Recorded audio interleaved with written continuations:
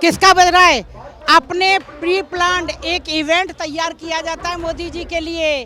पहले ही उनके भाषण और उनके जाने से पहले लोगों को पैसे दिए जाते हैं, लोगों को प्रचार की सामग्री दी जाती है और हर हर मोदी, घर घर मोदी और मोदी के नारे लगाए जाते हैं। वो सब प्री प्लान्ड है, वो एक इवेंट का हिस्सा है और इवेंट करने के लिए मोदी माहिर है क्योंकि पैसे की कमी नहीं है। देश की जनता का पैसा वो इवेंट में लगा रहे हैं, मैं ये कहना।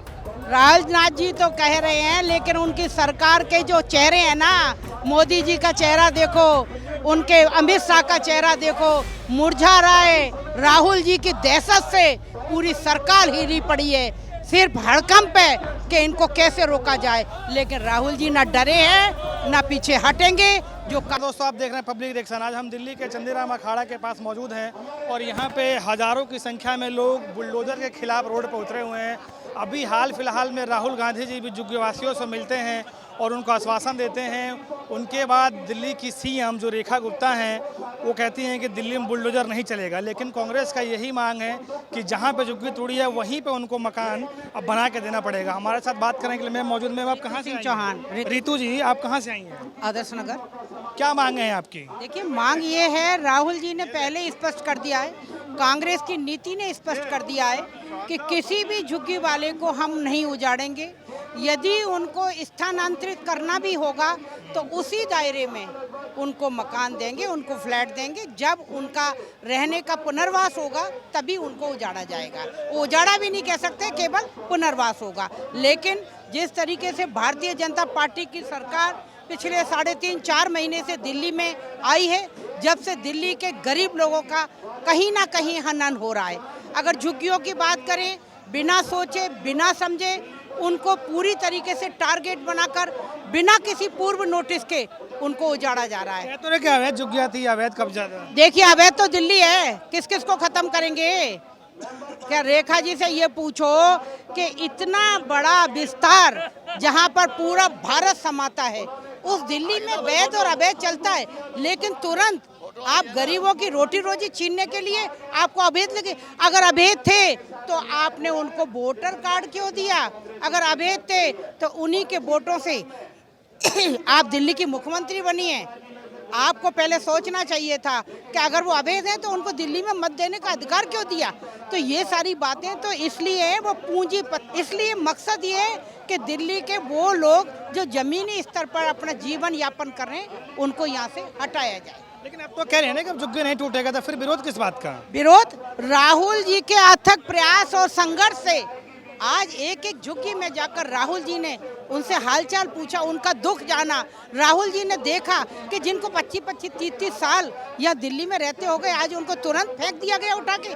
तो राहुल जी ने कहा कि मेरा स्टंट हमेशा मजबूत होता है, जो भी उन्होंने कहा है वो करके दिखाया है। इसलिए राहुल जी ने कहा कि कोई भी झुग्गी नहीं टूटने देंगे, चाहे उसके लिए कांग्रेस को कुछ भी करना पड़े।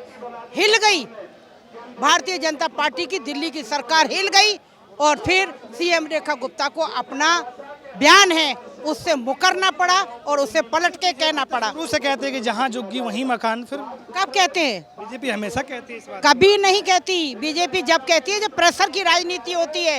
राहुल जी ने पूरी भारतीय जनता पार्टी की केंद्र सरकार को, दिल्ली सरकार को पूरी तरह से हिला दिया है, अपने स्टंट पे कायम है।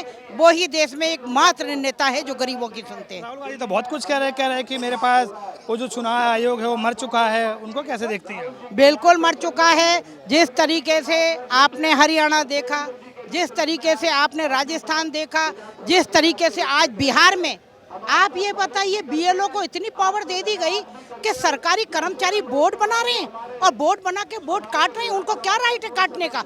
सिर्फ ये है उनके मनपसंद लोग केवल वोट करें और जो लोग उनके खिलाफ करते हैं उनका वोट काटा जाए। अभी आश्चर्यजनक बात ये मैंने पोस्ट देखी, एक ही परिवार में लगभग 5-7 दर्जन लोगों के वोट बने गए हैं, जिसमें हिंदू भी हैं, मुसलमान भी है। पूरा भारत समारा है, सेकुलर है। ये क्या है मोदी जी? आपको मुस्लिमों से इतनी नफरत है तो वोट वहाँ कैसे बनवा दिए? ये सब घोटाला है। इस घोटाले की जांच पर राहुल जी अड़े हैं। हकीकत में चुनाव आयोग मिला हुआ है, इसलिए हम चाहते हैं बैलेट से चुनाव करा जाए, दूध और दूध, पानी पानी साफ हो कह जाए। रहे हैं कि हमारे पास एक एटम बम है और एटम बम अगर फोड़ दिया तो छुपने की जगह नहीं मिलेगी अधिकारियों को। देखिए, राहुल जी जो कहते हैं उसमें स्पष्टता होती है, उसमें सटीक प्रूफ होता है। बिना प्रूफ के राहुल जी कभी कोई हल्की बात नहीं करते। और राहुल जी ने जब वाकई एटम बम फोड़ा ना, तो सरकार से लेकर अधिकारी कोई नहीं बचेंगे, ये सत्य है। और राहुल जी केवल सत्य के साथ खड़े हैं, कहीं असत्य नहीं बोलते। राहुल जी अड़िग हैं, अड़िग ही रहेंगे। राजनाथ सिंह का देर मत करिए, फोड़ दीजिए। राजनाथ जी तो कह रहे हैं, लेकिन उनकी सरकार के जो चेहरे हैं ना, मोदी जी का चेहरा देखो, उनके अमित शाह का चेहरा देखो, मुरझा रहा है। राहुल जी की दहशत से पूरी सरकार हिली पड़ी है, सिर्फ हड़कंप है कि इनको कैसे रोका जाए। लेकिन राहुल जी ना डरे हैं, ना पीछे हटेंगे, जो काम है उसको करके रहेंगे। कह रहे हैं बीजेपी सरकार या सरकार के लोग ये कह रहे हैं कि राहुल गांधी जी जो बोल रहे हैं वो तो पाकिस्तानी की भाषा बोल रहे हैं, उनको देश में डेड इकोनॉमी दिख रही है। मतलब ऐसे कैसे? देखिए, ऐसा है, जो गरीब के हक की बात करेगा वो पाकिस्तानियों की बिरयानी खाने कौन जाता है? नरेंद्र मोदी। राहुल जी तो नहीं गए कभी बिरयानी खाने। बिरयानी खाने के लिए अभी नवाज शरीफ जो आए थे, उनकी पत्नी को कितना महंगा शॉल और गिफ्ट भेंट किए थे। किसने किए थे? राहुल जी ने किए थे। किए तो मोदी जी ने थे ना। तो ये करनी और कथनी में इनके फर्क है। ये मोमडन से नफरत नहीं करते, केवल लोगों का बंटवारा करके वोट लेना चाहते हैं। ये किसने कहा कि मुसलमानों से नफरत करते हैं? नफरत? अरे, मुसलमानों को टारगेट बनाया जा रहा है, झुग्गी से लेकर मकानों तक, हर इंसान को। अभी आपने यूपी में देखा, जिसने बेचारे ने मुस्लिम टोपी पहन रखी थी, उसको कितना मारा है। किस लिए मारा? कि वो मोमडन था। इनके आरएसएस के जो गुंडे हैं, वो इस तरीके से लोगों को आइडेंटिफाई करेंगे। बीजेपी सरकार मुसलमानों को टारगेट किया जा रहा है। टारगेट किया जा रहा है जी, आइडेंटिफाई करके उनको मार रहे हैं, उनके घर जला रहे हैं। इस तरह की गुंडागिर्दी केवल जाति पर आधारित है। ये लोग देश का विकास नहीं चाहते, ये विनाश की तरफ देश को ले जा रहे हैं। ये पूरे विदेश में डंका बज रहा है बीजेपी सरकार का। आप कह रहे हैं कि किसका बज रहा है? अपने प्री प्लान्ड एक इवेंट तैयार किया जाता है मोदी जी के लिए। पहले ही उनके भाषण और उनके जाने से पहले लोगों को पैसे दिए जाते हैं, लोगों को प्रचार की सामग्री दी जाती है, और हर हर मोदी, घर घर मोदी, और मोदी के नारे लगाए जाते हैं। वो सब प्री प्लान्ड है, वो एक इवेंट का हिस्सा है। और इवेंट करने के लिए मोदी माहिर हैं, क्योंकि पैसे की कमी नहीं है। देश की जनता का पैसा वो इवेंट में लगा रहे हैं, मैं ये कहना चाहती हूँ। बहुत बहुत धन्यवाद। जैसे कि आपने मैम को सुना कि उन्होंने कैसे बताया, आज दिल्ली की सड़कों पर उतरी हुई हैं और अपनी बात बेबाकी से बता रहे हैं कैसे दिल्ली में बुलडोजर चला, कैसे गरीबों को घर को तोड़ा गया।